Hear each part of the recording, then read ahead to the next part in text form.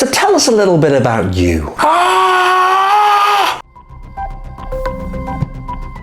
Hello, I'm David, a software developer with over 20 years of experience who later went on to run recruitment teams. I'll show you how to stand out and get the job you deserve as a software developer, no matter how many years of experience you've got. This is not a one-way street. If you've got any feedback or any questions you want to ask me, feel free to do so in the comments below. If you're interested in following on with the series, then don't forget to like, subscribe, and hit the bell so you get notified about new content. The horror of the question. Can't you just ask me to, solve the problem of world peace via code in a recursive function? Nobody likes the question. It's too open-ended or subjective. There's no official answer. So what do? Well, you sweat, say something you'll later think about and cringe and deeply regret. But what should you say? What could you say? How about we discuss some of these options and try to turn this into one of our preferred questions instead of the one that we fear the most? I once watched a YouTube video with some script writers and producers, and they were talking about how they condense the hours and hours of footage they've got down into what ends up being the final cut of the movie. One question they asked in each scene was, how does this progress the story? Well, that's a powerful way of looking at it. If it doesn't progress the story, it's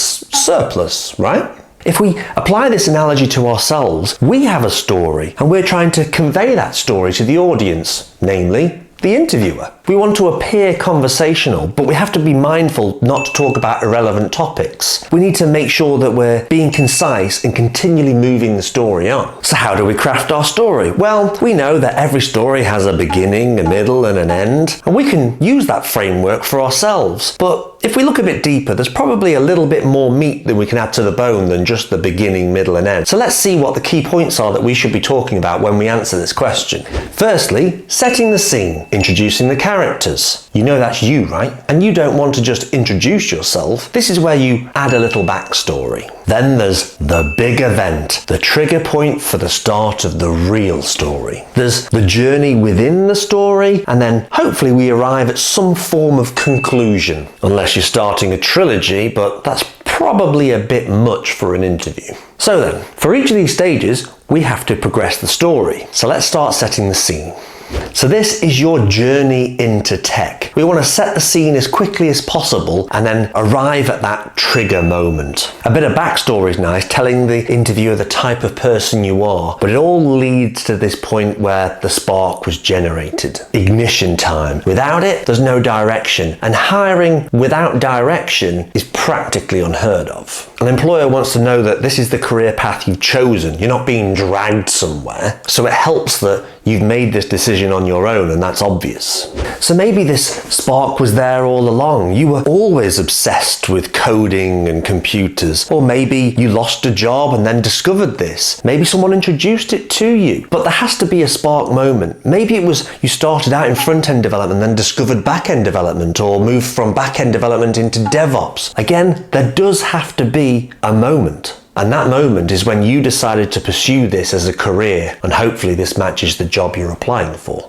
So after that initial spark, we're talking about the journey. And this might sound like the dull part, but it should be anything but dull. This is about what you did with that spark. So what have you been doing in all of your jobs after that spark moment? How did you get to this point in time right now? So you can start listing things you've created, things you've been learning, what's been inspiring you along the way. You need to be spelling out your evolution. This is true if you're a new developer or you're well seasoned, even if it's a side project. What did you learn from it? What did you gain, and how are you applying it now? Where did it take you? Well, hopefully that's what brought you here. This brings us to the conclusion, the developer you are today. Now, this is not just merely a statement of fact. You want to, in some way, continue the journey, or you want them to be interested in being part of that journey going forward. Maybe there is a trilogy in you after all. Neo said it best in the first Matrix movie. I didn't come here to tell you how this is going to end. I came here to tell you how it's going to begin. I am the one, the way your son don't need a... Then he went on to tell them how he was going to hang up the phone and, I quote, show these people what you don't want them to see. Well, that's a bit heavy for an interview, but maybe you're going to show them the developer you're going to be. That's a story that any employer would be excited about. Yeah, boy.